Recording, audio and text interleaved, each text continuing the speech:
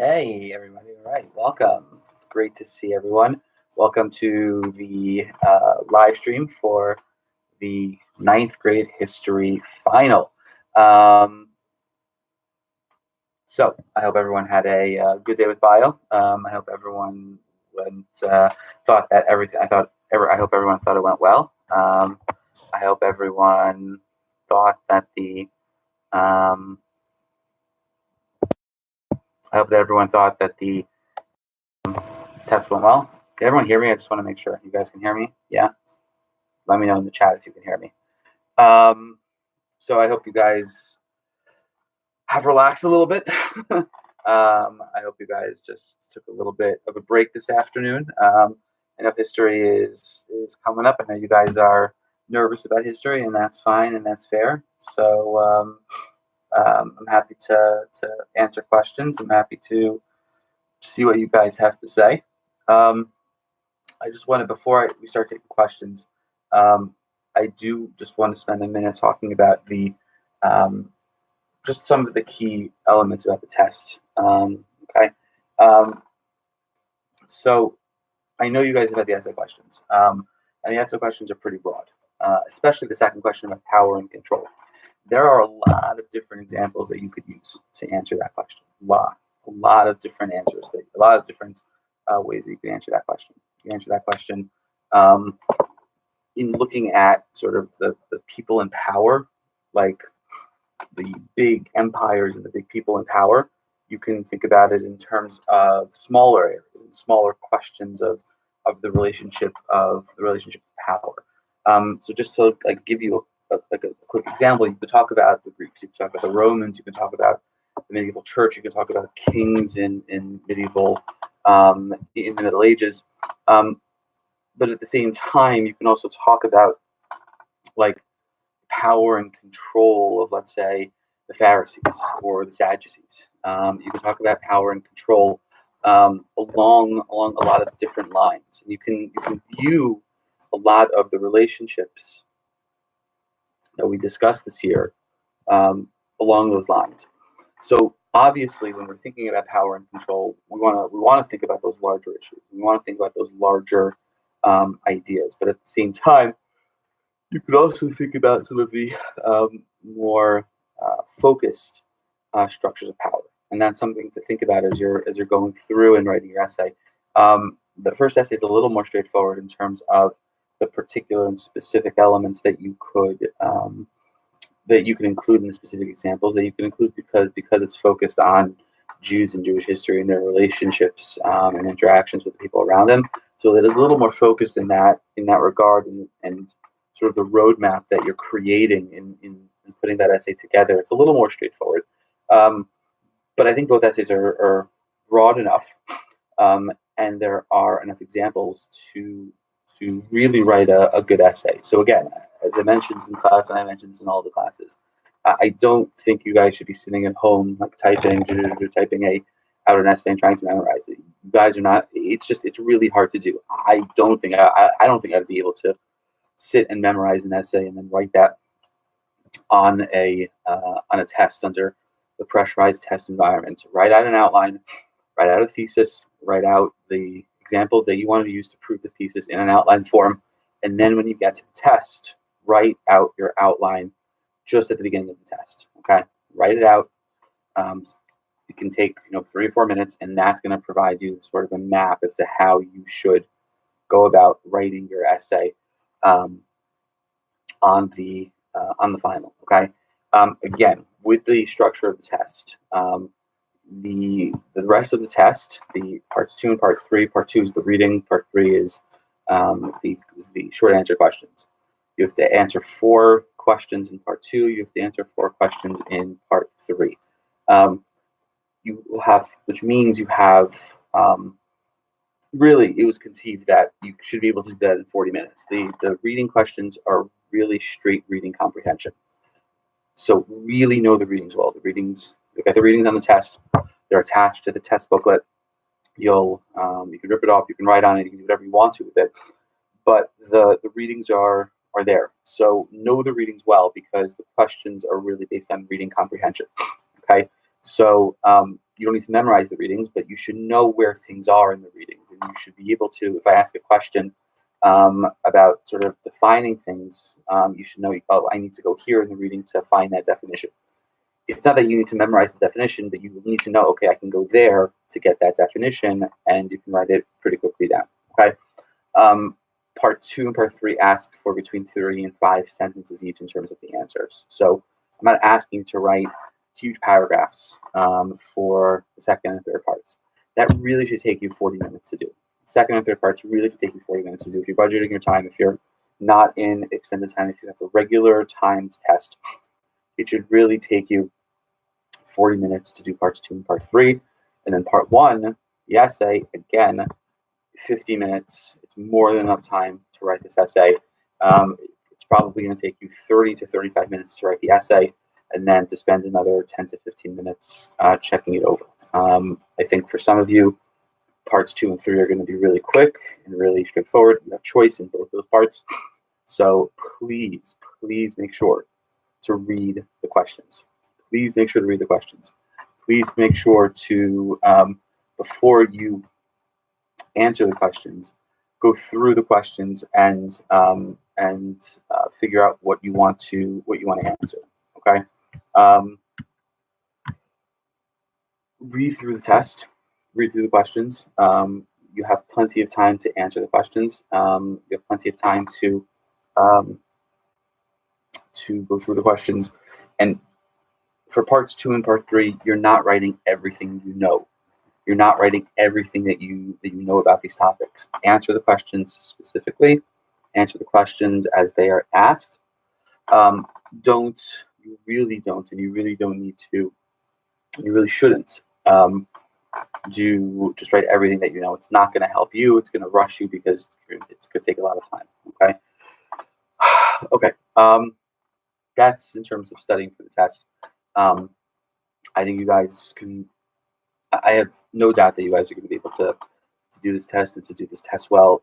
You have to prep, and I know you've been thinking about bio for the last couple of days, but you can focus tonight. You can focus tomorrow on history, and I think you'll have enough time to do it. Remember, in part 3, the only topics that are being asked in part 3 are Islam, okay, and Middle Ages, okay.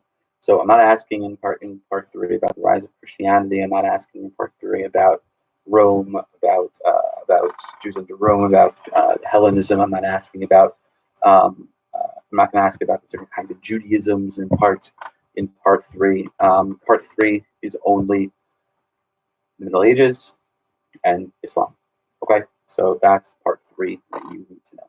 Okay, okay. So let's start to take some questions. Onto you guys have, all right.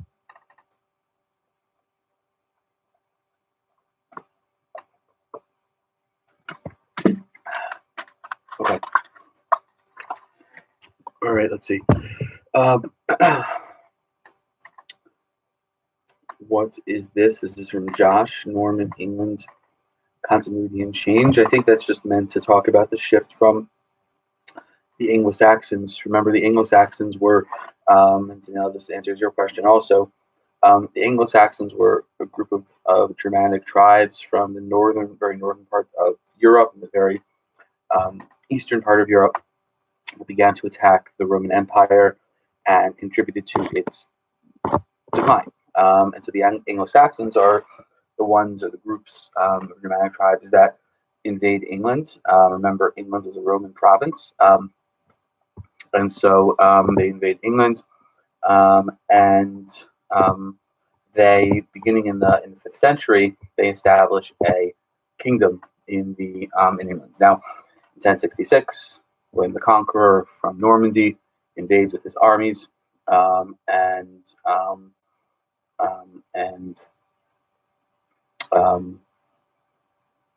take over, and so from the Anglo-Saxon point of view. So from the Anglo-Saxons are really gone. At the same time, William the Conqueror is an outsider. He has to sort of get to know the country a little bit, and we talked about the steps that it takes to get to know the country. Okay. Okay. Let's see.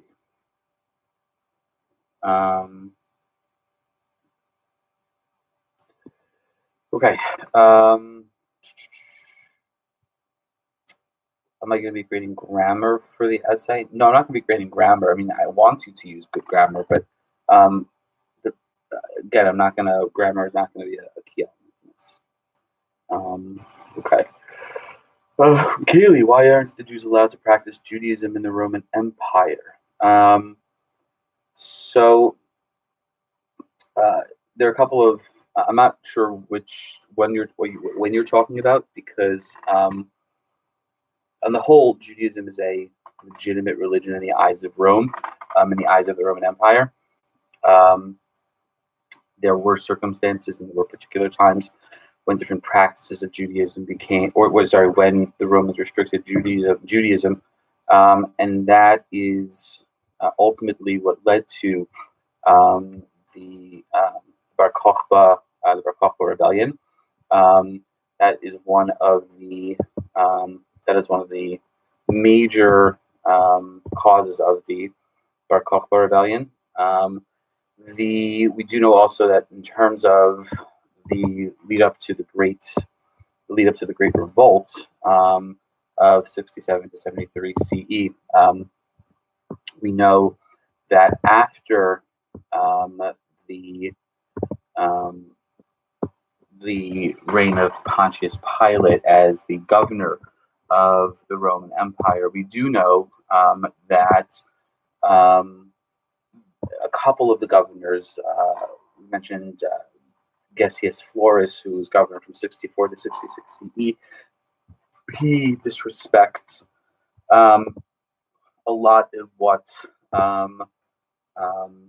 Judaism stood for, and in sort of reaction to that, the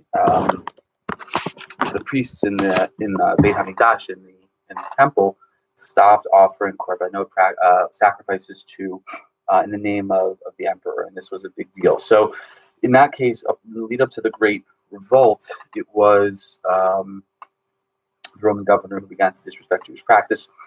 The Jews responded. The Kohanim responded by stop bringing sacrifices.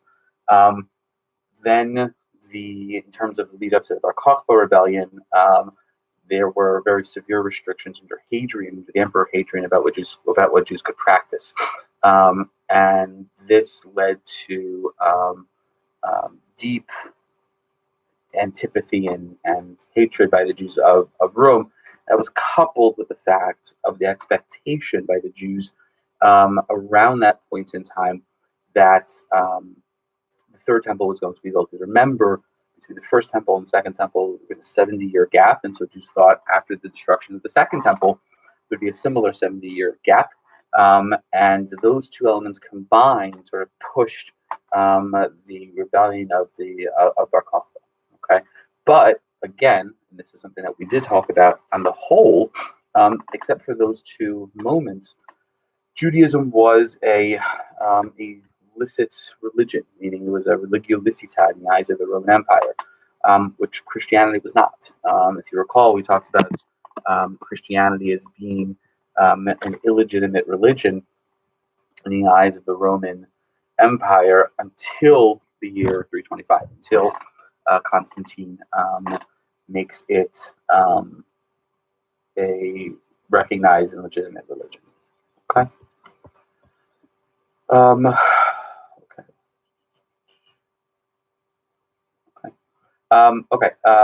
Yes, you need to know about the Constitution of Clarendon. We talked about that in class. Yes, you will get the readings on the test. Okay. So again, Kaylee, so the Jews, in two specific instances, while Judaism was recognized by the Roman Empire, they rebelled because there were moments of persecution. Even though that Judaism was recognized by the Roman Empire as a legitimate religion, there were still instances when there were moments of persecution. There's just no question about that, and that's something to to keep in mind. Okay, and so even though on the whole there was a more positive relationship between the Roman Empire and Jews and Judaism, that doesn't dictate that that was always the case, and that always reigned as the absolute case. Okay. Okay.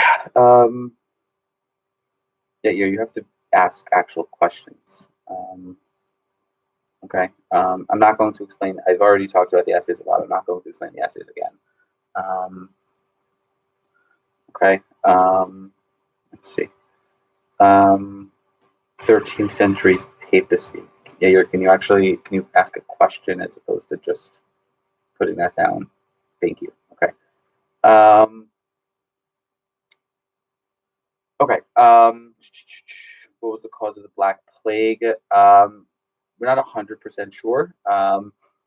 It could have been caused by fleas, who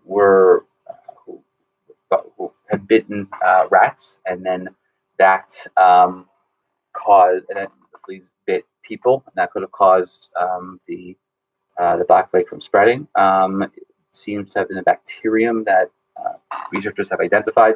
What was clear, though, with the Black Death was that it spread very easily and very quickly by touching.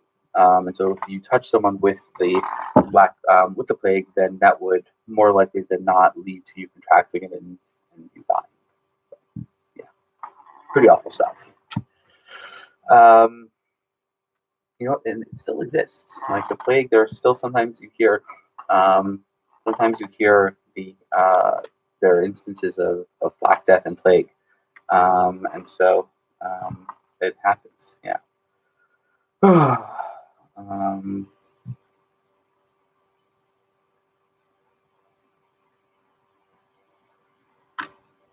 Okay. Sorry. Next. Can I give some topics for the short answer questions?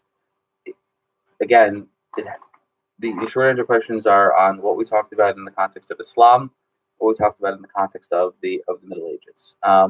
There are the topics that we talked about in terms of, that's all on the review sheet. So if you look at the review sheet, there is all the topics that we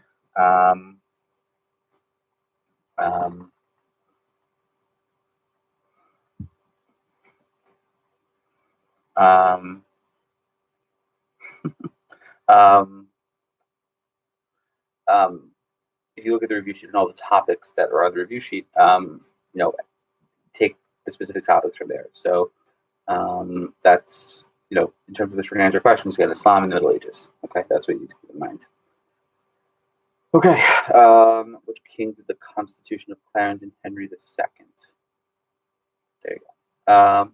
Maccabees 1 and 2 sources for the Jews under Hellenistic rule for the essay. For the first essay, and even for the second essay, yeah, you can use both of those. So for the first essay, Maccabees 1, Maccabees 2, they're both excellent sources. Please be very clear as to what the differences are between the two in terms of what they talk about, in terms of their focal point. Let me be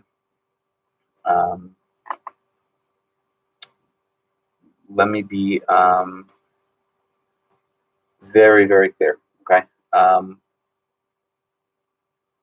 If you don't really understand the piece of evidence that you're trying to talk about, don't talk about it. Okay. But like when you're writing the essay, make sure you really understand the evidence that that you're using. Right? Don't just use evidence because it fits. Don't use facts because it fits. Just use the evidence and know what it actually means so that you can talk about it and really understand it. Okay, it's a really important piece of advice to keep in mind. And so if you're talking about Maccabees 1 and Maccabees 2 and you don't really get Maccabees 2, and you don't really need it necessarily, don't use it. Don't include it. Just don't include it just because you want to include it or just because you think it should be included. When you're writing about something, really know about what you're, really understand it, and remember, when you're writing about it, and when you're adding when you're adding the evidence, your point is to use it to support the thesis. So if you don't really know and you can't really fit, or you really don't understand a piece of evidence, don't use it, because it's not gonna really add anything to the arguments. Okay. Good. I'm tired, guys. You guys, I'm sure you guys are exhausted from studying, but I'm also tired. Okay. More questions. Which king did Joan of Arc support? So Joan of Arc was French, so she was looking to defeat the English, but Joan of Arc was, because she was a woman, and because of the fact that she had to cross-dress in order to be recognized, she was arrested by the French and actually given to the English, and that's who killed her. Okay, what happened during the 13th century related to the papacy? So all we really talked about in terms of the 13th century and the papacy is two things. We talked about the fact that the four Lateran councils, the fourth one was in 1215, so that's obviously in the 13th century. And by that point in time, the church sees itself as a really, really clear focal point of power, the real focus of power. And so by the 13th century, by the fourth Lateran council, the church sees itself as being a real center of power, and that certainly comes across in what the Fourth Lateran Council is trying to accomplish in terms of redesigning the way that the church operates to show how powerful it really is and the power that it has. Okay, and then the 13th century Pope and the 13th century Church sees itself as rivaling the power of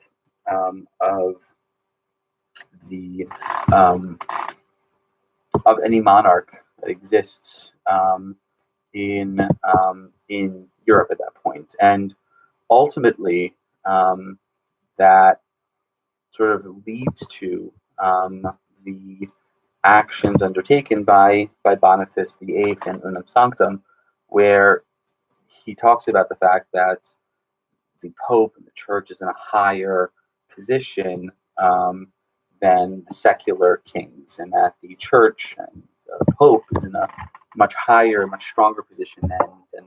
So the 13th century is sort of the culmination of the work that the papacy and the Church had done since the 11th century in building its power, and then it's sort of put into the clearest possible sense by Boniface VIII and Unam Sanctam.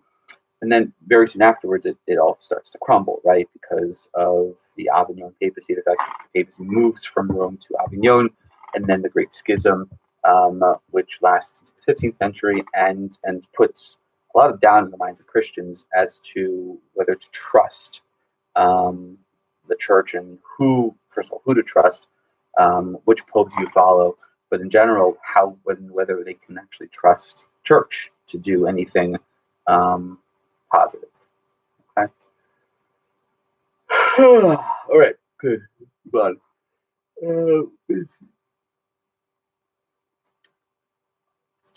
Was secular nature just when king elected church officials instead of the church people doing it? Josh, I'm not really sure what you're talking about there. Okay. Yeah, Ear Lord serves medieval agriculture revolution. We didn't get to that, so I didn't include it. So it was on the review sheet, but we didn't talk about it in class. So don't have to worry about it. For essay 1, this is Eitan. When you say Jews under Roman Empire, which time period are you referring to? Referring to the point in time when Aristobulus and Hyrcanus, when they're vying for power, both of them turned to Rome, which had recently conquered Syria, in order to back them in terms of their struggle. And that's when Rome, which was still a republic at that time, but was shifting to becoming the empire at that point in time. That's when Rome begins to get involved, and that's when that's when Rome begins to take an active interest in the land of Israel. Rome in the Roman Empire and the Roman Republic is basically controls the show from that point moving forward, and then that picks up with Herod, obviously, and Herod rules only through and only with the role of the Roman Senate, and then after Herod, the direct control overtaken by Rome and over the land of Israel. Okay. Was Ali Muhammad's cousin person who ruled after him? Yes, he was. Good question. Okay, what were some of the sources for the slaves Ptolemies and Roman Empire in Israel? There's the Book of Maccabees, Book of Maccabees 1 and 2. Both of those are good sources in terms of additional sources. Additional sources we talked about. You guys may remember the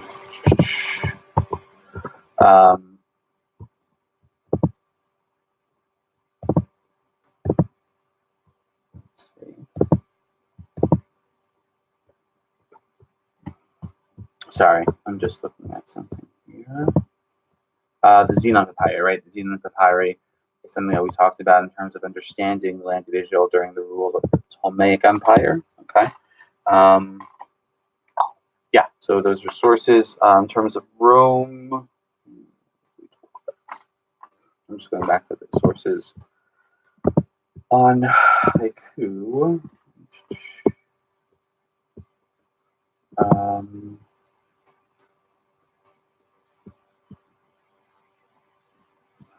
Yeah, it was Herod. That was basically it. Josephus. That was also important. Josephus is important in terms of being a Roman source, so also Josephus. Okay. Lay investiture, right? Lay investiture is the question of or the issue of investiture, who gets to invest the members of clergy with power, and so that was the major controversy that begins with Gregory VII. Gregory VII claiming that it's the Pope, and the Holy Roman Emperor claiming that it's him, and that's what laid out the first major conflict. Gregory seemed to win it, at least initially, but then he's forced to flee from Rome when the Holy Roman Emperor invades Italy. Eventually, that is resolved in 1122 with the Concordance of Worms. Okay.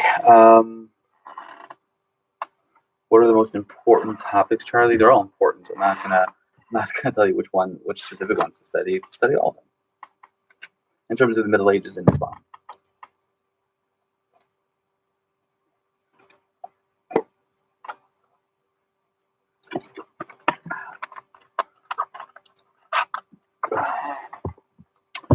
Okay. Good times, guys. Good times. Okay. Let's see.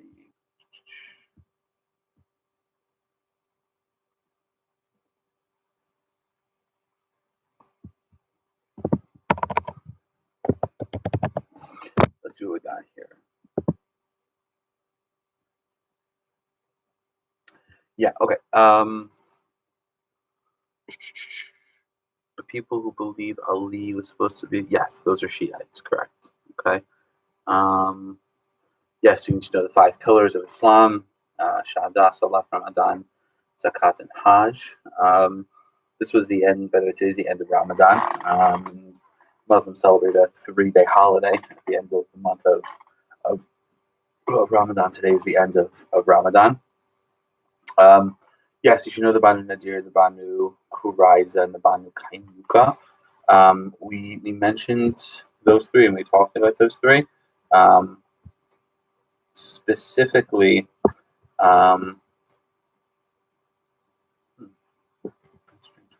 anyway, specifically in class, we read one of those sources We read at least a portion of the Banu Kainuka. So we read at least the beginning of that source. We read about the Quran and the Jews also, but we read from the Banu Kainuka. And then I just mentioned briefly that the Banu Nadir, what happened to the Banu Nadir and the Banu Qurayza. So the Kainuka is the one you should know about more specifically.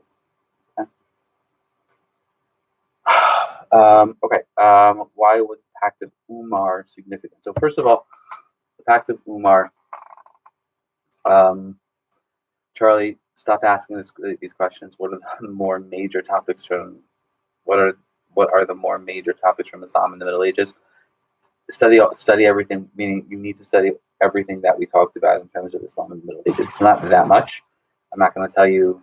I'm not going to. Don't keep asking me as a way of trying to tell you the questions that are on the test or the specific topics. You need to study it all.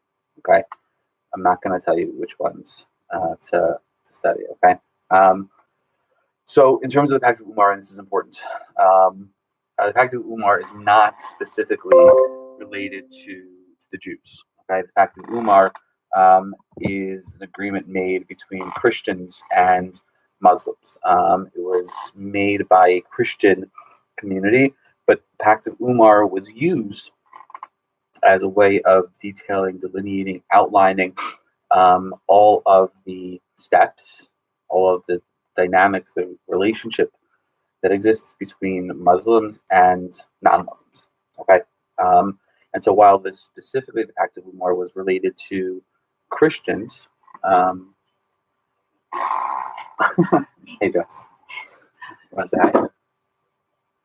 What's that? Why whisper? Hmm. Okay. We're 32 minutes into this now. Yes, they could see that. Hey, you did. I was able to do that. Thank you. Yeah. Are you back or are you going out again? Looks like you have a halo. Yeah. The halo.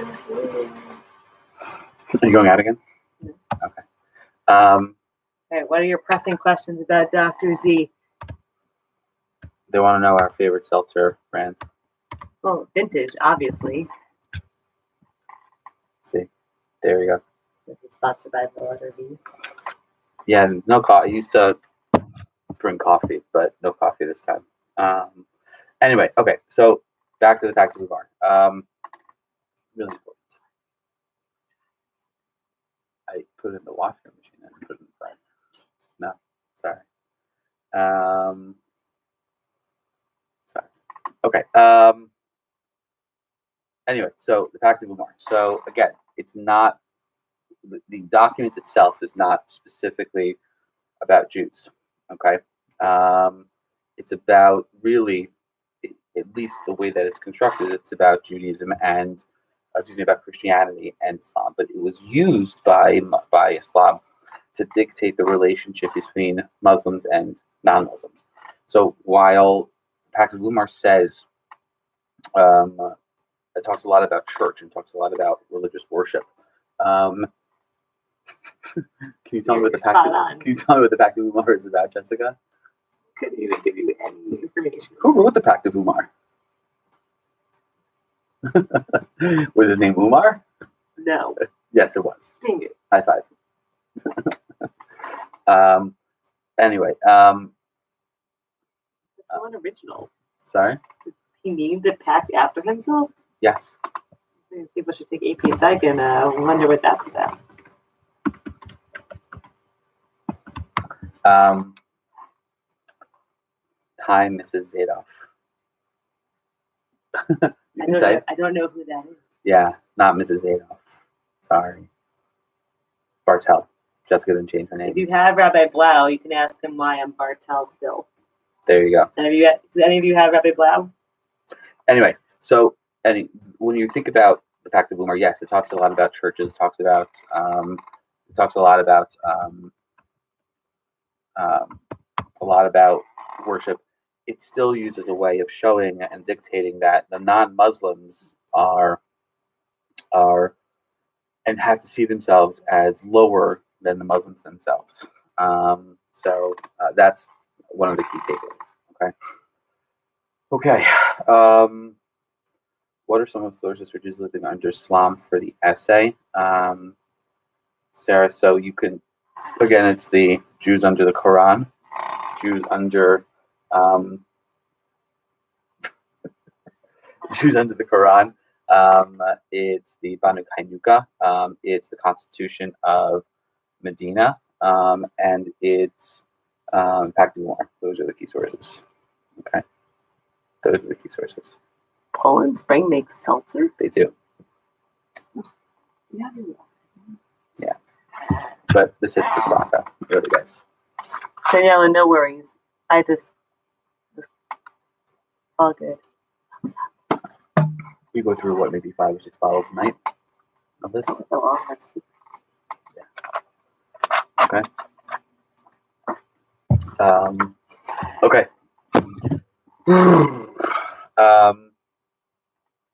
Is 2 enough for 1 paragraph? I don't know what that means. Is 2 sources or 2 examples enough for 1 paragraph? Josh, is that what you mean? There's a delay, so you have to wait for the answer. I understand what it's like. Got it. Okay. All right. Any more questions, guys? More questions. More questions. What? It's awkward. Yeah. Like on a blind date. Put on some music to name that song. Yes. Ooh, this is me versus them. If they get it, they get it. No, that's no. What are you talking about? Oh, I'm forgetting you guys extra credit. I promise. There is no extra credit. Okay. There is no extra credit. Don't you drink Diet Coke, not seltzer? Sometimes, rarely, Diet Coke. Seltzer at home. I like to come to these more often. Who do I have tonight in Game 3? Jessica, who's going to win tonight in Game 3? Too late. Right. Is that an L and an 8? Yeah, too late for caffeine. No, it's never too late for caffeine. That's what I think. Who's going to win tonight, Game 3, Jesse? I don't. You don't know? I don't have a preference. Sorry? I like 1990s basketball.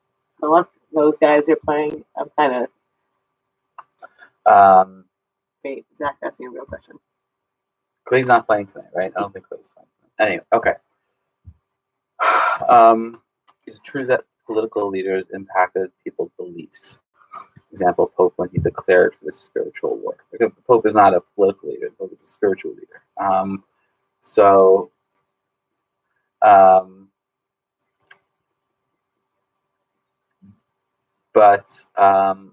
No, so the truth is that political leaders did impact people's beliefs. Would you like to give an example of how a political leader impacted people's beliefs? Martin Luther. He was a spiritual leader, not a political leader. I didn't even learn about Martin Luther yet. Can I have multiple choice? No, sorry. A political leader? Sorry? What are you defining as a political leader? That's not fair to Zach. That's a good question. So when you're looking at the sort of the larger expanse of the historical narrative, there are a lot of instances when political leaders are affecting people's beliefs. You can go back to Greece and you can go back to Rome to where you have political leaders there impacting beliefs. Whether you're talking about the Roman governors who are impacting Jewish beliefs and are forcing Jews to make choices. When you're talking about Antiochus, whether you're talking about the instances where Judaism is being restricted, obviously there are political leaders that are affecting belief. When you fast forward to the Middle Ages, you have political leaders who are trying to assert their dominance over the church. So you look at, for instance, Henry II in England, the Constitution of Clarendon, the assassination of Thomas Becket. there's a power play that's going on where the king is trying to assert his power, not necessarily to impact people's beliefs, but to show his dominance and to show his control. Okay. Okay. Am I going to miss teaching you guys? Yes. Thank you. You do not need to know specific crusades. Yes, you do. Do we need to know specific crusades like Speyer, meaning specific attacks? I mean, I'm not going to ask you how many Jews were killed in Mainz or Speyer, but you should know the general narrative of what happened in May of 1096. Okay, so how did the Pope declare the First Crusade if he's a spiritual leader? Well, that was the thing. So what Urban II does in 1095 in declaring a crusade was a pretty remarkable thing, because remember, he pushed out, or he grew the original request. The request by the Byzantine emperor was to help them attack or help them defend themselves against the Muslims. You're leaving? Hi. Are we back? Sure. To defend themselves against the Muslims. He expanded that, and he made that much bigger, to say that no, we have to go out and capture the Holy Land. Was he thinking that it was going to inspire hundreds of thousands of people to go out and take the vow of crusade and go out and actually go on crusade? No, it was a remarkable thing that thousands and thousands of people took this and ran with it. It was a remarkable reaction that people had, and unexpected, because up to that point there was no indication whatsoever that the Pope would be able to do something like that. The Pope had the authority, the power, the wherewithal to do something like that. It was really beyond thought and control and compare. So it's a turning point. That's what we were talking about. It's a turning point for the power of the Pope and the power of the papacy, and that the Pope was able to inspire so many people and get so many people to go out and do that. Okay. Good. For essay 1, what details should we say how to interact with non-Jews? Yeah, you need to do it specifically. That's pretty clear. That's pretty clear. Okay. Okay. The Yankees are winning 4-3. That's good. Okay. I'd like to see that. Okay. What is the most important notion for the third part? Everything. Okay. Can you explain Jews under the Quran? So basically, I would read through that source again, because we read through it in class, and it's a useful source for the for the essay. It's very negative. The Quranic statements included about the Jews is very negative.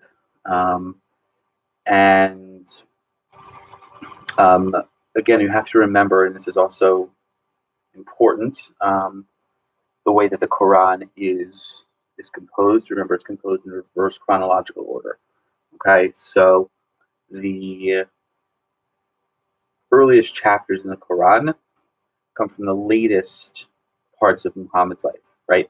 So chapter 1, chapter 2, chapter 1 is Shahada, but chapter 2, those are all things that come from later in Muhammad's life. So all of these statements that are included in the Quran, all of these statements are from the later part of Muhammad's life.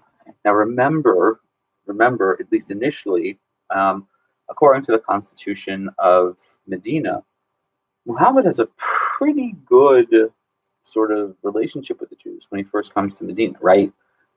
He wants to include them in the Ummah. He wants to include them in the community. Obviously, that sours and that changes over the course of his time in Medina. And so by the end of his life, by the time these statements of the Quran are being recorded, he has a very negative view towards the Jews. Okay. Did all of these attacks in the 9th Shafir all happen in May of 1096? Yes, they did.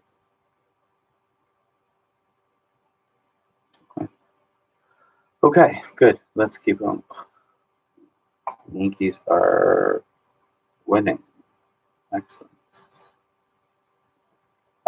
Yeah, Toronto's going to win tonight. I don't see. I mean, unless the Warriors are able to pull off a miracle, I just don't see that happening. I'm sorry. That's just me. Okay.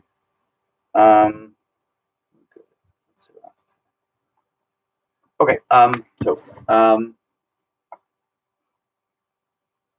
Which pope and in what year did the pope really start to take power? It's really Gregory the Seventh. I think Gregory the Seventh is a turning point. Okay. I think that's that at least I would identify it as a turning point. That's what I think. Okay. Kimbrel to the Cubs, really? That's big news. I didn't see that. Wow. Okay. Wow. So he's finally signing. Interesting. Interesting move by the Cubs. I don't trust Kimbrel. That's the truth. I really don't. Like, he was so up and down last year. So up and down. I just don't trust him. Anyway, yeah. No, I just like I get. I get what the Cubs are doing it, but I don't know. I would. I just wouldn't trust. I just wouldn't trust Kimbrel. He was too up and down. Like, whenever he was up in the mound, it was just like whether is he actually going to close this or not. Anyway, let's see more. Which crusade is the most important? I don't think there's any. They're all pretty important and important for different reasons. The First Crusade is important for what it did, what it accomplished, what it was able to create. Second Crusade is important because it failed. Third Crusade was important because it was able to recapture land. They're all important in different ways, right? Jews living in the Middle Ages. The really thing that the focal point that we had with that was really the First Crusade. That's the only really thing that we did. Okay. Which essay is easier? Which essay is harder to write? Yes, essay number 3 is the easiest because that is the essay that no one will write. They're both the essays are different. There's Clay.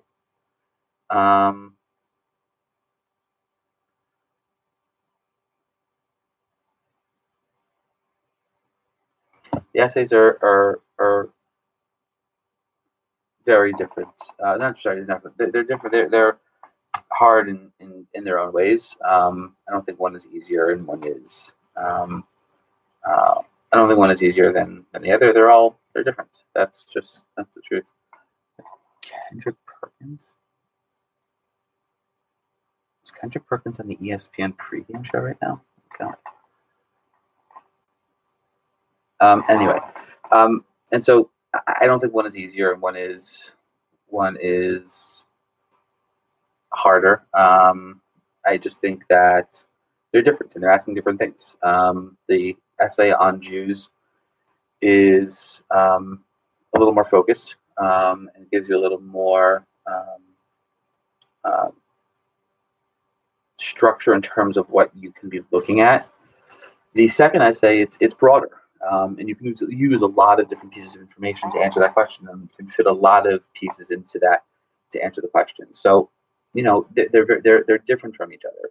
If you want something that's a little more structured, that sort of and you're sort of forced to use the pieces of evidence that you have, that's the first essay. If you want to be a little more creative and a little more out of the box, then go with the second essay. Again, I think both of them are good in that they provide a broad scope. They provide a broad array of things. That's what I think. Okay, Clay is officially ruled out. Yeah, not surprising. Okay, and I briefly discuss what happened in each of the Crusades. I think I did that before. Okay. All right. Oh, more questions. Oh, Toronto tied it. 4-4. Come on.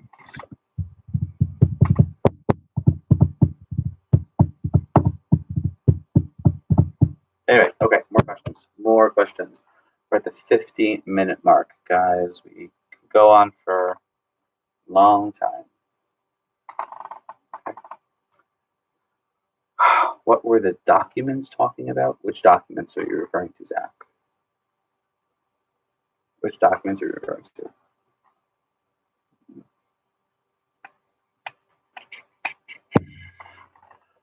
Oh, let's be clear. Which documents are you talking about? Meaning, are you talking about the readings? The readings that you had to prepare. Is that what you're talking about?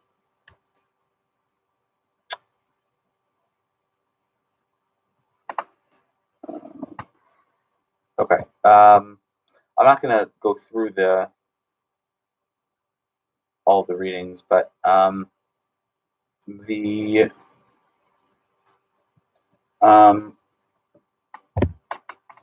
the first reading from the textbook is a broad overview about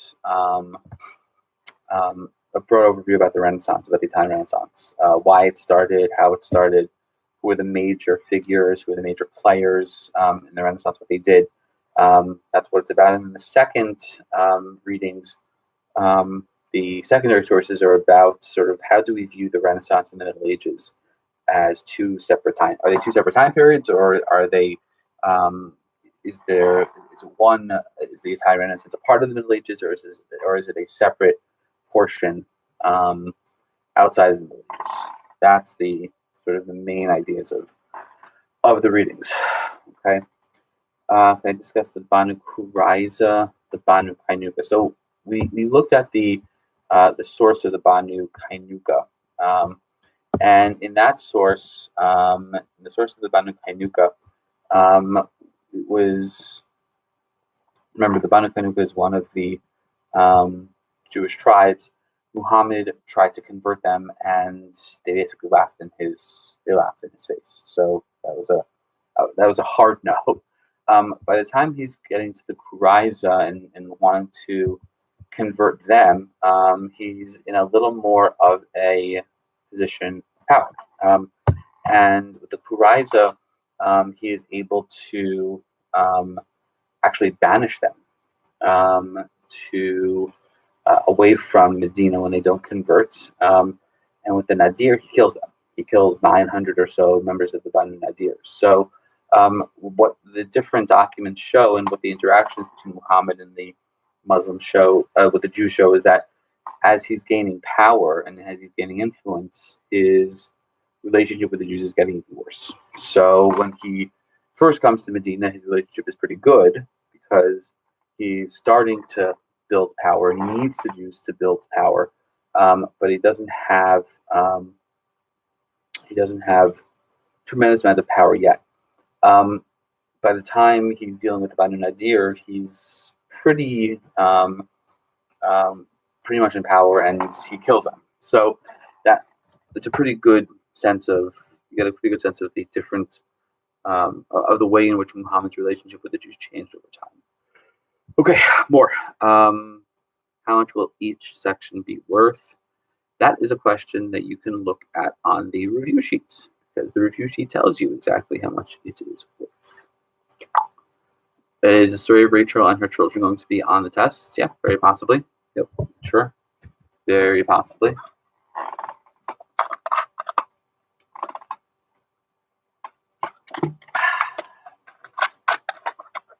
Okay. Do we need to know any specific dates? Yeah, sure. Big dates that we mentioned in class, you should know. Again, I'm not going to tell you, I'm not asking you a question, what happened on this day, what happened on this date. But yeah, you should know the dates that we talked about. You also need to know the chronology, what happens after what. You need to tell me, if you tell me that the First Crusade happens before the investiture controversy, that's a problem. Like, it didn't, but that would be a problem. So you really do need to know the chronology. If you need or want a place to get a better sense of the chronology, look at the textbook. Because the textbook is good at providing the chronology for you, laying out in terms of when things happen. So if you don't feel like you have a good sense of the chronology, then go to the textbook and read through the textbook and see what the textbook says about the chronology. Okay.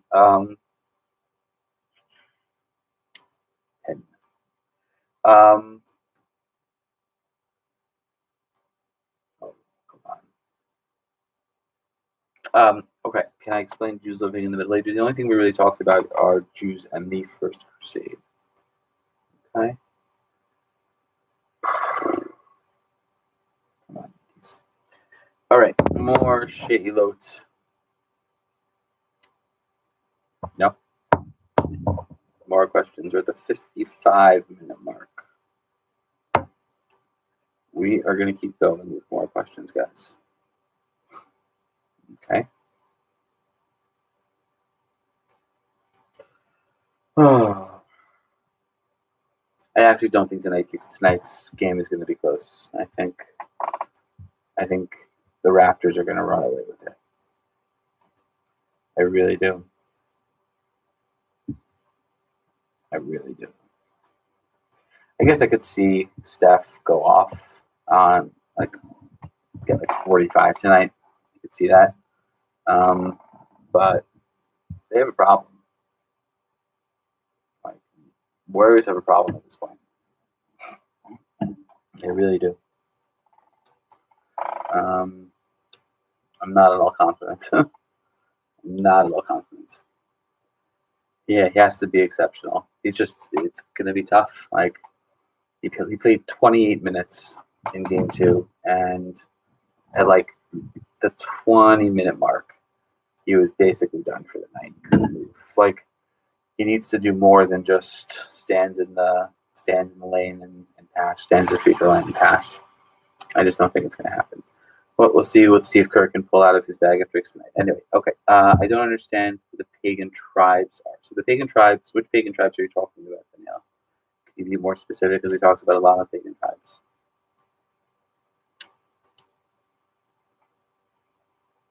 Okay.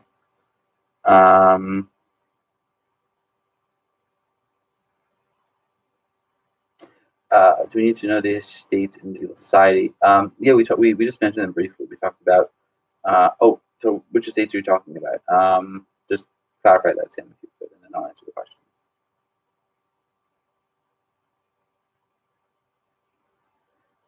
Oh, so thank you, Danielle. The pagan tribes that asked Muhammad to help, which is when he came to Medina, right? So these were tribes. These are pagans. These are They were clearly not Muslim yet. They were pagans in that they worshipped their own gods. They worshipped their own statues. They worshipped their own gods. They knew Muhammad, and they saw Muhammad, and they knew what he was able to accomplish in Medina. The fact that he was able to garner a following. And so they looked for him they looked to him to try to help their difficult situation in and around Medina. So those are the pagan tribes. They invited Muhammad to help them deal with their difficulties in and around Medina. Okay. Renaissance means a rebirth. So how can Middle Ages and Renaissance be considered one time period? The question is that's correct. You're right. Renaissance does mean a rebirth, and it's a rebirth in terms of a couple of different things. In terms of focal point on Greek and Roman art, a rebirth on knowledge and what they're learning. But the question is, and this is where historians differ. This is the second two readings that you have. Is it really different enough from the Middle Ages? And so there are some historians who say yes, that the Renaissance represents really a radically different time than the Middle Ages. And a lot of people began to think differently, people began to associate differently. And there are others who say, no, not really. Yes, the Renaissance brings about some changes, but in terms of its place, it's not really that different from the Middle Ages. Those are the second two readings that you have. Okay, so that's an excellent question.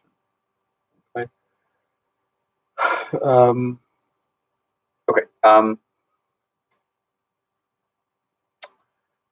Sam, Nobles Knights, second member. Yeah, so you just know what that is, meaning know that again, as we talked about in medieval society, there's a very, very clear hierarchy, a very clear structure. Okay, that's something that you need to know. Again, you have members of the church, you have members of the nobility, including kings, and then you have everybody else. It's almost impossible to move from one section to the one part of society to the next, except if you were moving into the church. So that's something that you should just know in terms of um,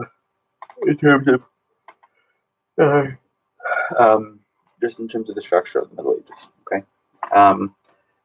Eitan, will there be a total of 4 questions for the reading together, or 4 for each reading? No. 4 for all of the readings together. So all of the readings are combined into one unit. Okay. And they're all, and so you'll ask the questions are on all 4 of the questions. All the questions you'll answer in section 2. They're on the different parts of the reading, but it's 4 questions in total that you're going to answer with all the readings. What is the social structure for Islam?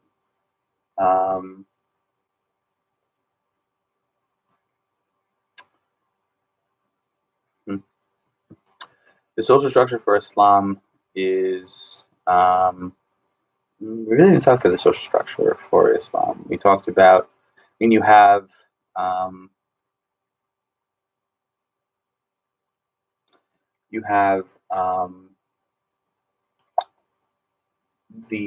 at least in the early Islam, you have different ruling families. You have different ruling groups. You have the Umayyads, you have the Abbasids. You have those in power, those who are not in power. In addition, you have, at the same time, you have those, and this is also important in terms of the social structure, those who are Muslims and those who aren't Muslims. So those are another part of the social structure. It's also important to keep in mind.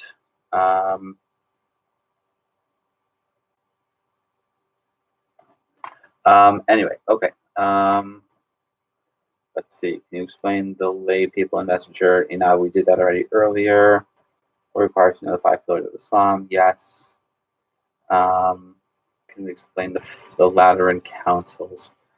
I can explain them briefly. I'm not going to go into all that detail because we went over that in class. I'm not reteaching everything that we went over.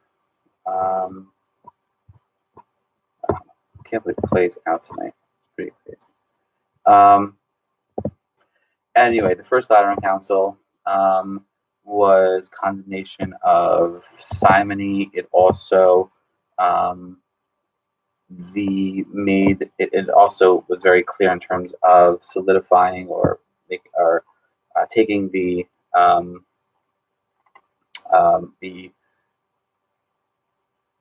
conclusions reached in terms of the investiture controversy and putting that into the church council. So we got rid of lay investiture totally. That was the first Lateran Council. The second Lateran Council was reform, papal reform after an election. It was Arnold of Brescia who was questioning the church. The third Lateran Council condemned the Cathars, forbidding Jews and Muslims from having Christian servants. Those are the key elements. The evidence given by against Jews in the court was always to be accepted. And finally, the Fourth Lateran Council really focused on 2 separate things. First was reform of the church, a lot of new rules, and then secondly, it talked about the crusade. That was the other key elements. Okay. Okay. All right, more questions. More questions. Can I explain lay people investiture very quickly, but go back into the video to watch the entire to watch the full explanation. It's the question of who gets to invest members of the clergy. Is it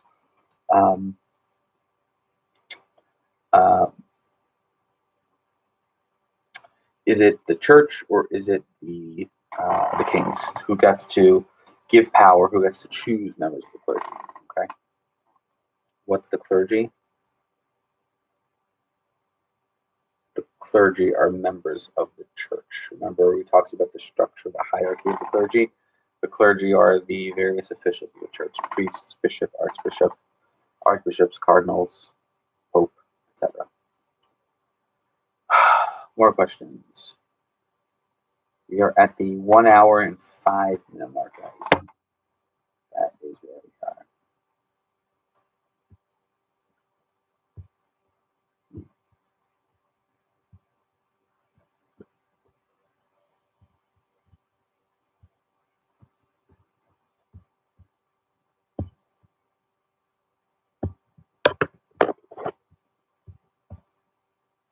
More questions.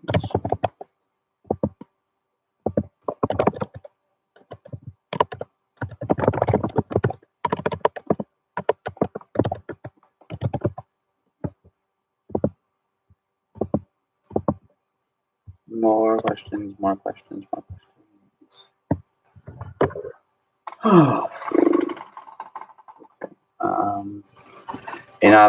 We went through the Avignon papacy and the Western Schism again. Go back. You can go back once the video is done. You can go back and look at that again.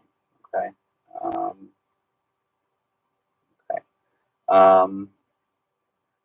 Is it true that the church had a greater role in people's lives in the Middle Ages than in the Renaissance? Again, that's one of the questions that's up for debate. It's up for discussion. There are some people who say yes, and there are some people who say no. Zach, those are good questions to ask. There are some people who say yes. In the Middle Ages, the church controlled everything you did.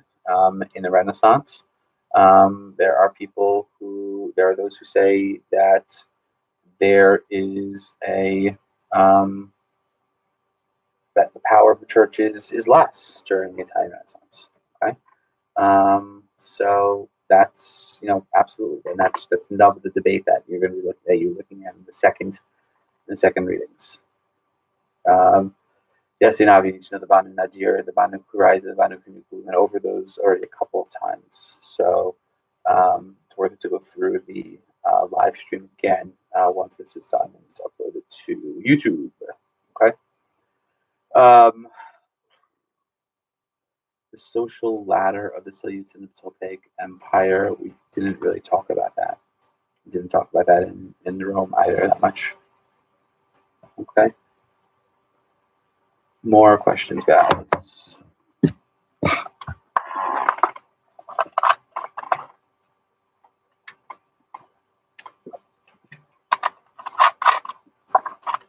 I gotta remember, this is gonna go up on YouTube after we end recording, so you can go back and watch this and get more, rewatch the answers, see the questions, etc.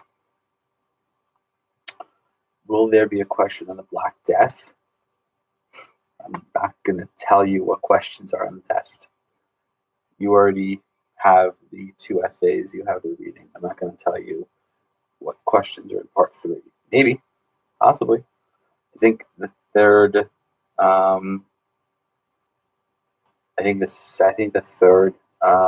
section has 8, 9 questions. I think. So, I think.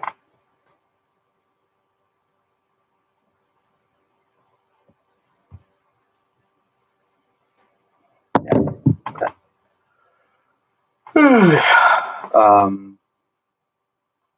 What if we run out of time because we're too busy writing? So, again, my suggestion is for you to look at the very first part of the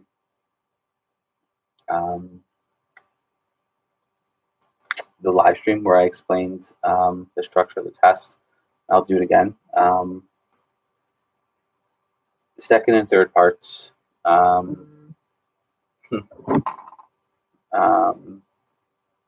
The second and third parts are I'm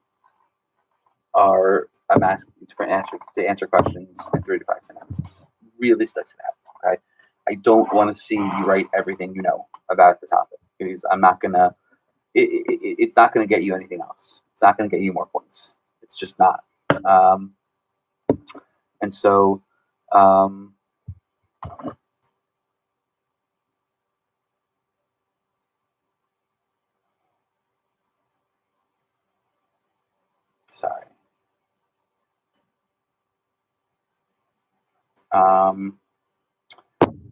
Stick to that. Stick to 3 to 5 sentences in parts 2 and part 3. Don't tell me everything that you know. And with the essay, again, you have 15 minutes if you are in a non-extended time classroom. Okay, take 5 minutes, write out the outline, use that outline. Okay, as a way of structuring your test. Okay.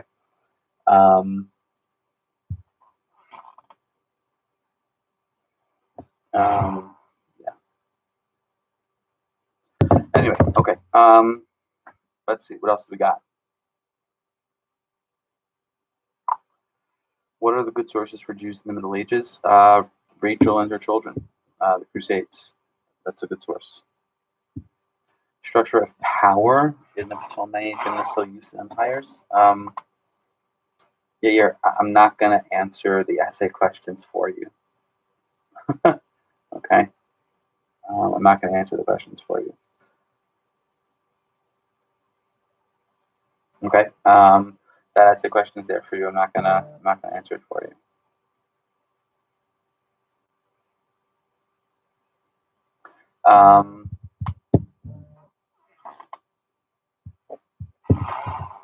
All of the history teachers want to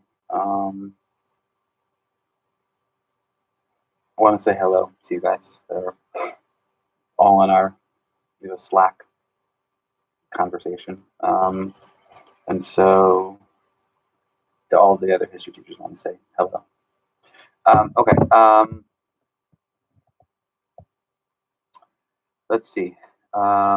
It's a morning test, I think, right? Yeah, it's a morning test. Okay.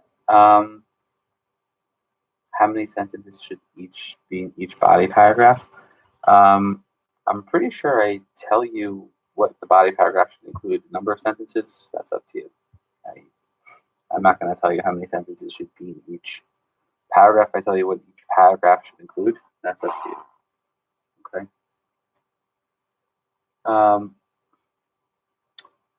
You can use Mrs.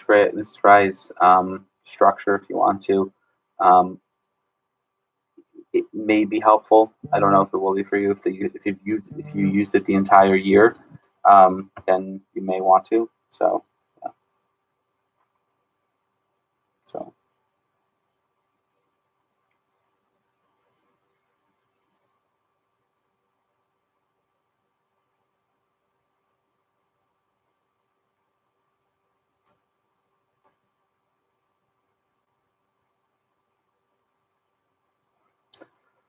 No, you don't need quotes. You don't need specific quotes in your essays. I'm not asking you to quote verbatim. I'm asking you to cite evidence. You don't need to quote directly or to quotes or to give specific quotes. That's yeah. Okay. How many questions? Out of how many questions? How many questions do we need to do for each section? 4 questions in part 2, 4 questions in part 3. I don't remember how many there are in part 2. 6, 7, I think maybe 8 or 9 in part 3. Yes, the second and third parts of the exam. The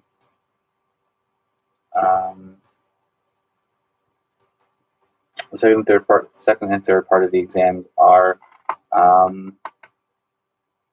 exactly like the exams that we've had over the course of the year up to this point. Really nothing different. Okay?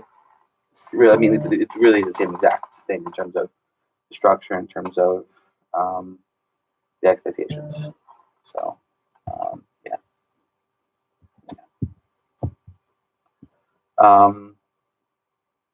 Other questions? Other questions?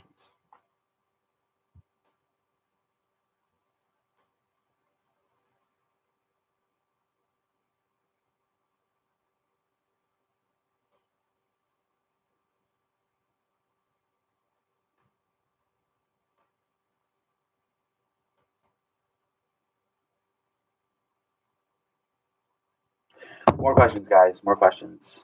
More questions. We are at the hour and 15-minute mark. Okay. A long way from the live stream record, guys. Just keep it going. Keep it going. Keep it going.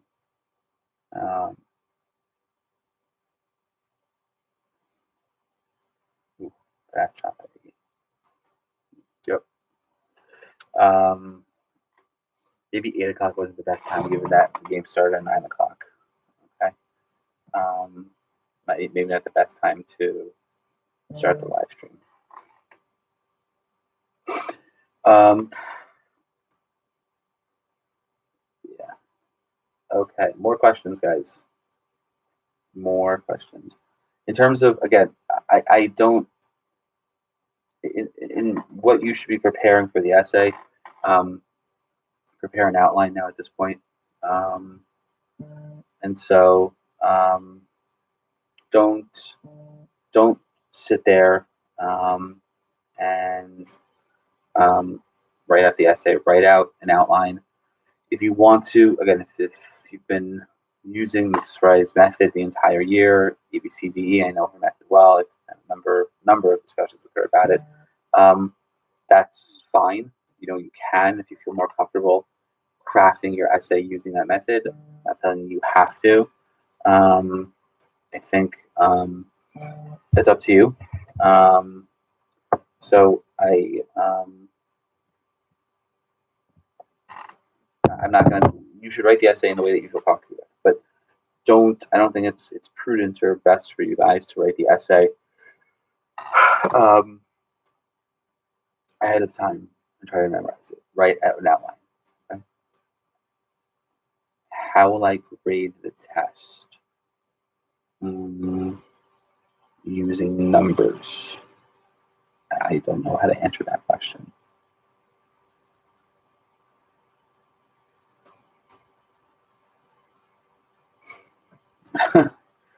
I don't know how to answer the question.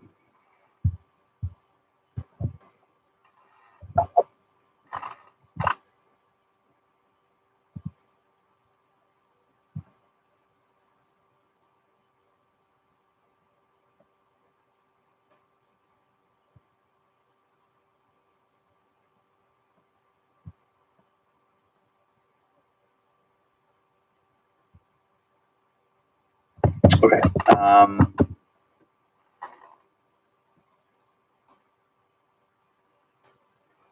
No, there's no rubric for this.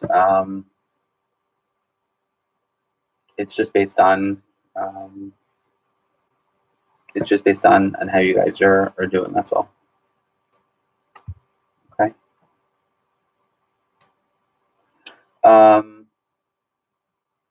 What should we include in the outline for the essay? I think you should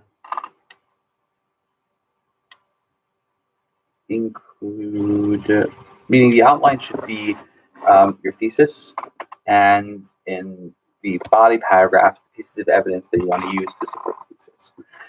If you want to go even further, you may want to, in your outline, rubric-wise, you never realized how you grade exam based on what you, meaning there's no rubric. It's whether you get questions right or wrong. You get partial credit. That's all it is.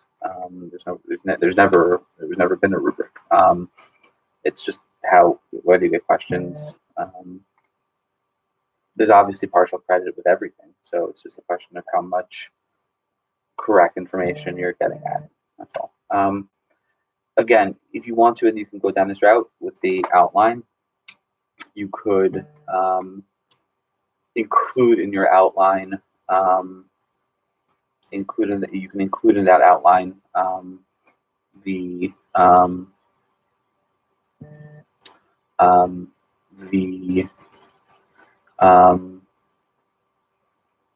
topic sentences that you want for each paragraph, which is perfectly fine. And then the pieces of evidence that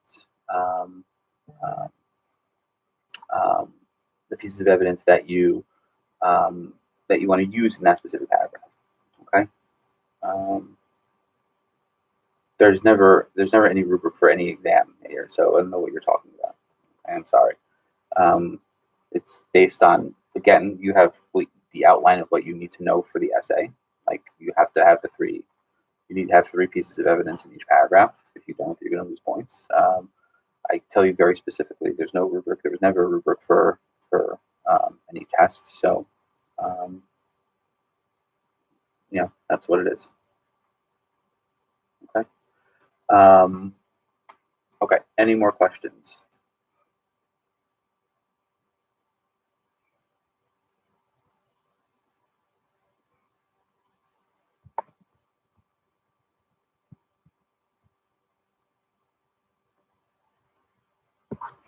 Any more questions?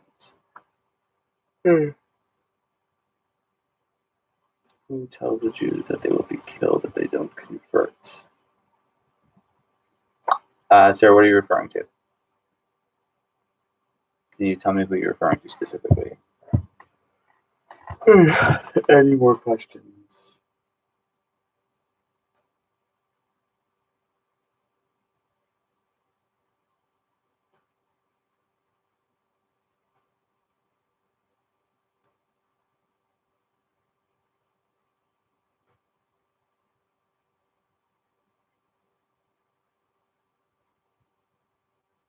Sarah, can you just be more specific as to who you mean?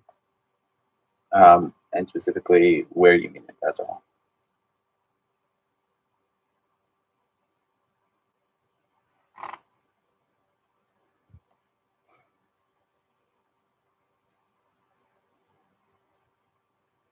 Yeah, I understand, just there's no rubric, there's never been a rubric for a test. You know exactly what the instructions are for the essay. Follow those instructions. That's all. Okay, follow those instructions.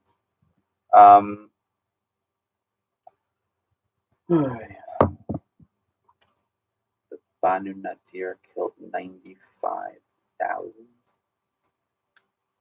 What? I have no idea what you're talking about.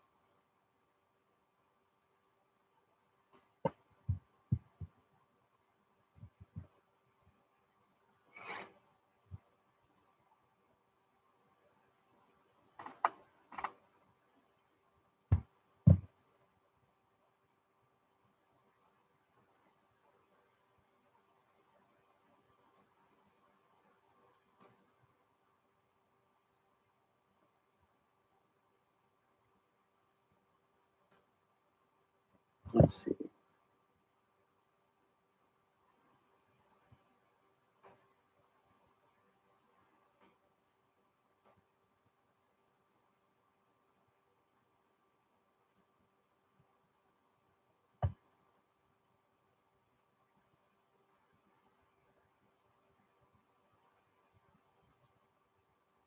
Okay.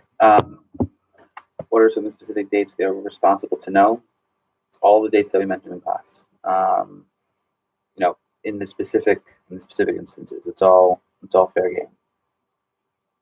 Okay. All of the history teachers say hi, guys.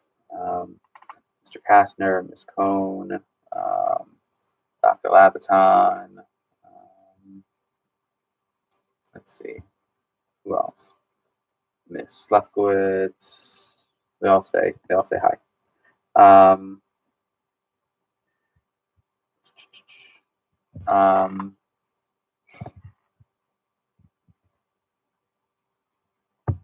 um, let's see. So again, we talked about a lot of. I'm not. Let's be clear, guys. The test. The test doesn't ask you. The test doesn't ask you to. I don't give you a date and say what happened here, right? In the essay, you should know the basic chronology. You should know when things happen in relation to each other. You should know how things happen in relation to each other. In the third part, I'm not asking you, so what happened on this particular date? You may have to put things into chronology. You may have to put things into conversation with each other. And you need to know the chronology. You need to know when things happen first, when things happen second. Okay. That's important to know.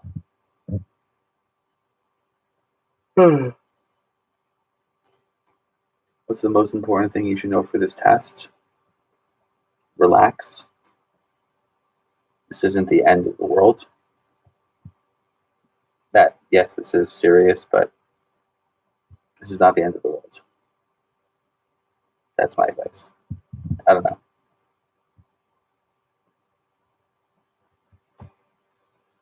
That's my advice. I don't know. You can take it. You can leave it, whatever you want to. That's my advice.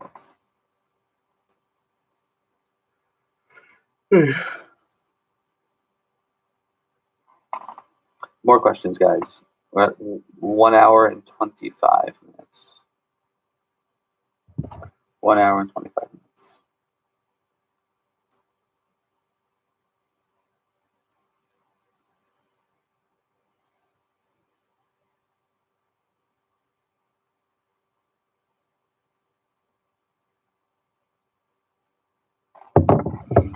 Okay. More questions.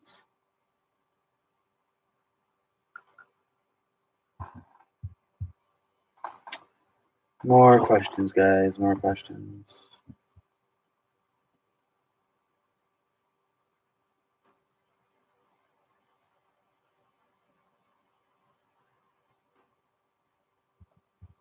More questions.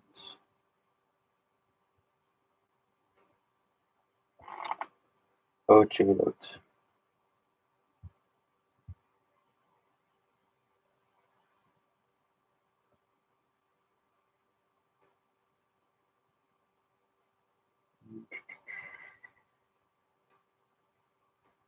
All right, I'm going to put last call for questions, guys. We're approaching, we're approaching an hour and a half. So I'm going to give it more questions.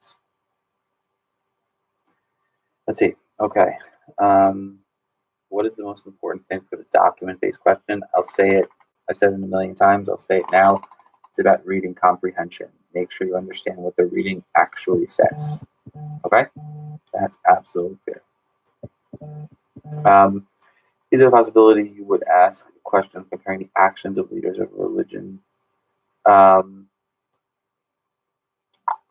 No, I mean, I would ask you to think about like the way in which maybe the way in which Muslims deal with Jews compared to the way in which the church deals with Jews in the Middle Ages.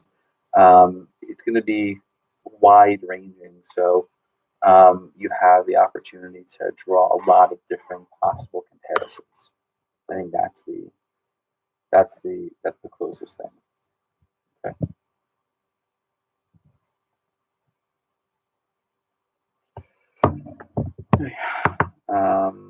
Yeah, I think that there will be non-specific comparisons.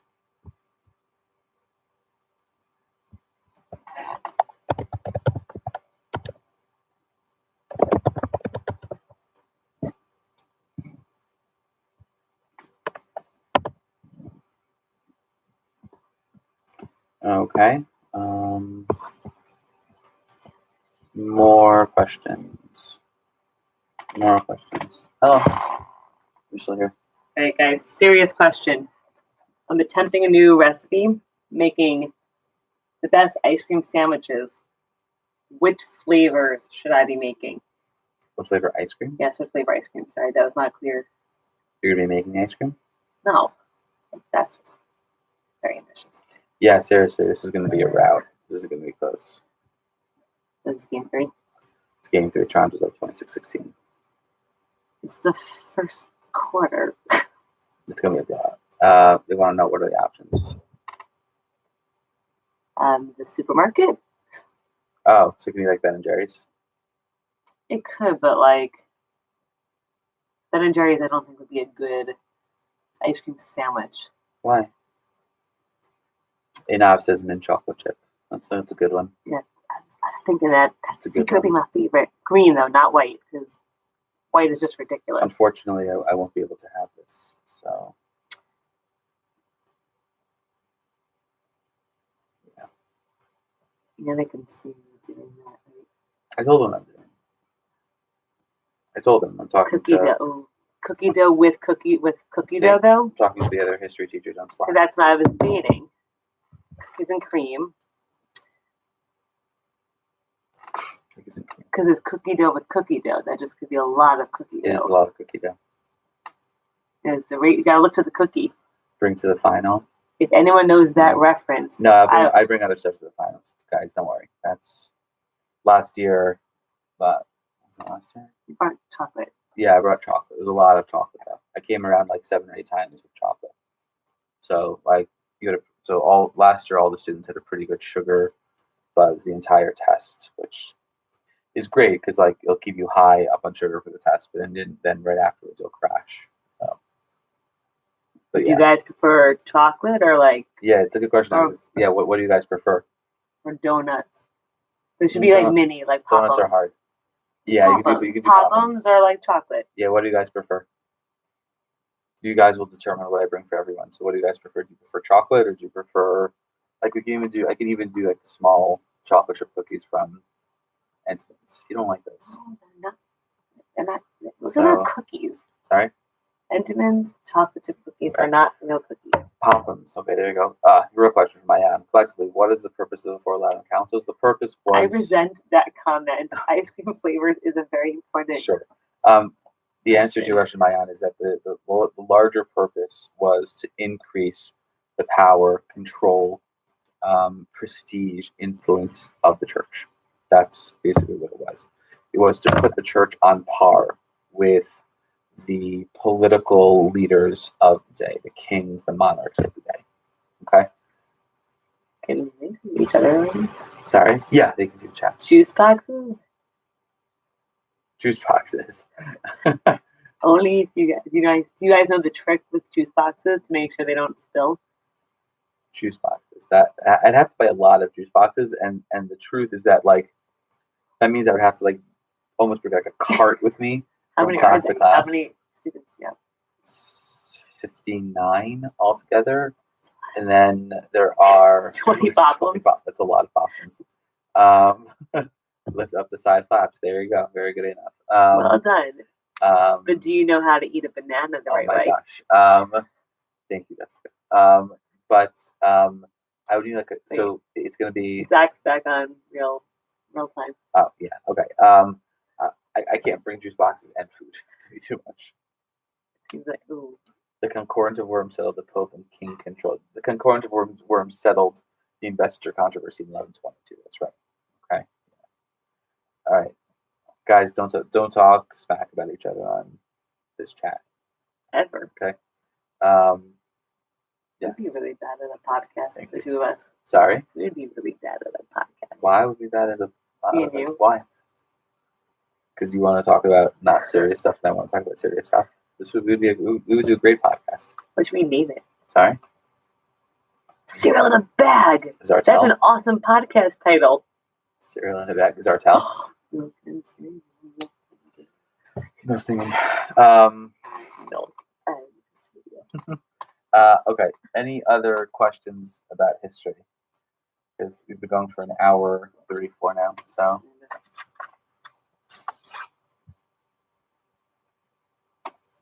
you know this goes on YouTube for ever and ever and ever, right?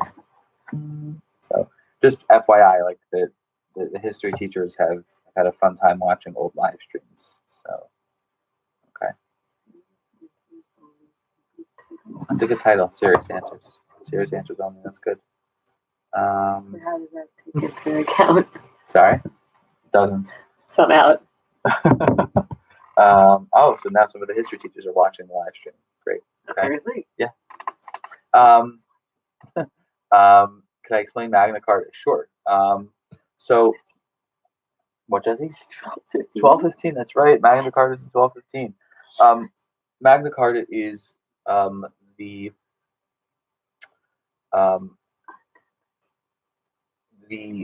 response or the agreement that King John had to sign basically with the nobles in order to get them not to openly revolt and rebel against him. So what he signs is a document basically limiting his power, taking power away. I'm just answering out your question. Taking power away from the king and giving it to the nobles, so he can't raise taxes on his own. power. He has to go to the nobles in order to raise taxes. There's going to be a group of nobles who get to decide whether or not he's acting in accordance with the documents. In addition, Magna Carta introduces the principle of due process. The king can't just throw anyone in jail. What Magna Carta does is it limits the king's power. For some, it represents the first constitution in the history of the world, basically, where the king is being restricted in terms of his power, and the nobles are taking power and acting as a check on the power of the king. Okay, who is the most powerful person that we have learned about? That's a very difficult question. Define power. Yeah, Is why I think. I don't know. Who's the most you powerful mean? person we have learned about? I don't know. Jafar is not a real person. So you answered by citing a fake person. Okay.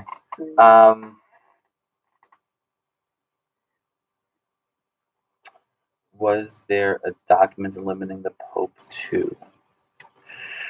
Not really. No. Why would Henry IV tell him not to harm the Jews? The answer because the Jews serve as witnesses, like St. Augustine. The answer to that question is yes. Jessica is correct. That's correct. Yair, influence, meaning who's the most powerful person in terms of influence? That question.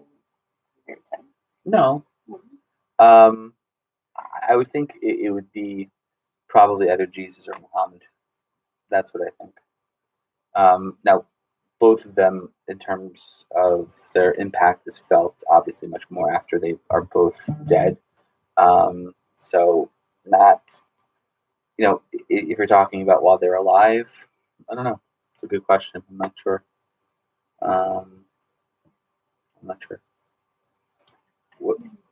What is the thing we learned about that was compared to checks and balances? Magna Carta. That's what it is. Magna Carta. All right. More questions. Aiden. So you guys, the more I come, more questions they have that are. Yeah, that's fine. Nothing else to do. Popham so far is in the lead. Yeah, Pophams. It's gonna be Pophams. Don't get powder though, because they're taking tests. But is the chocolate gonna melt? I'm just saying. But just don't get the plain, because then you just might as well not get donuts. You're telling me I can't get the. They get glazed, just don't get the plain. The plain is good. Okay. Nobody likes the plain. How many boxes should I get? Like, well, somebody said 20 per kid. Yeah, so. 20 is a lot. 5 maybe? 5 boxes? How long is the test?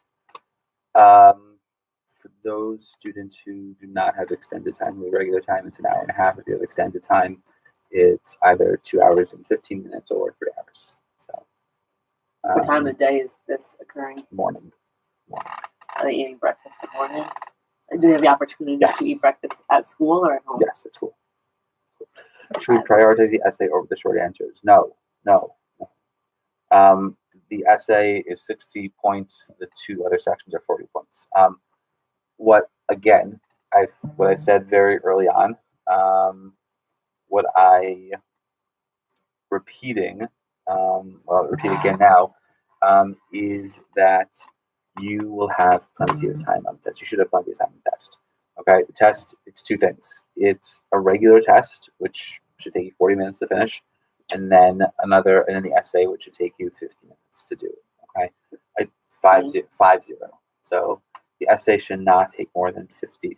Honestly, I don't think the essay, if you prepare the essay, if you write an outline, if you write that outline on the test, when you first get to the test, the essay should not take you longer than 35 minutes. That will leave you plenty of time to review the essay, to review your short answers, and it should give you plenty of time on the test.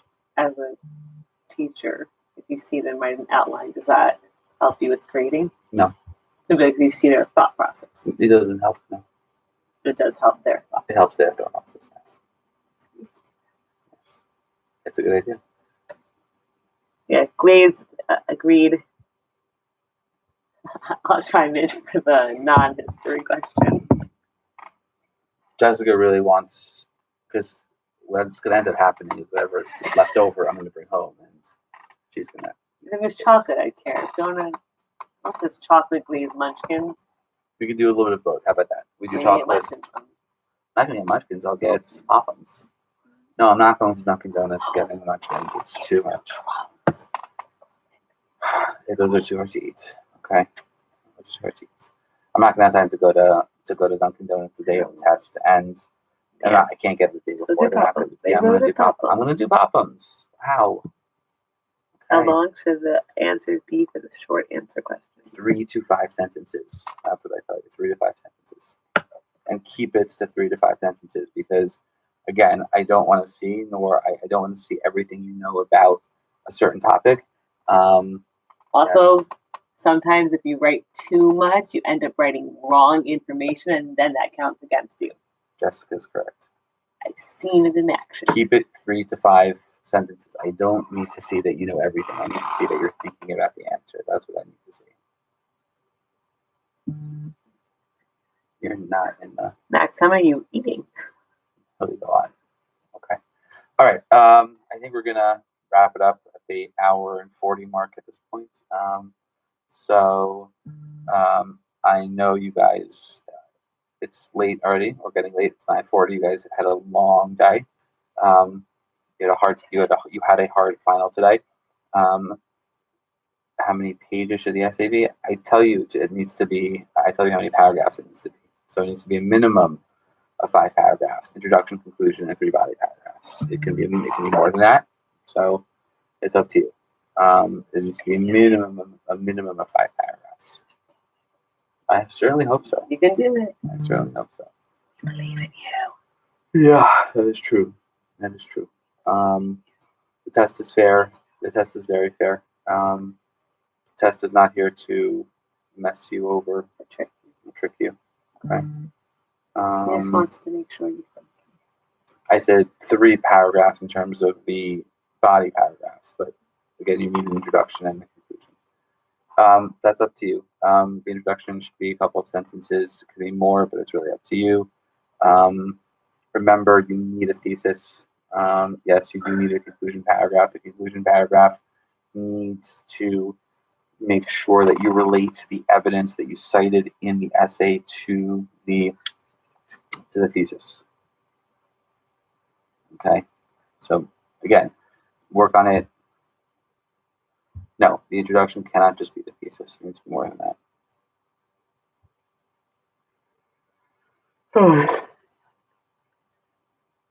Yeah.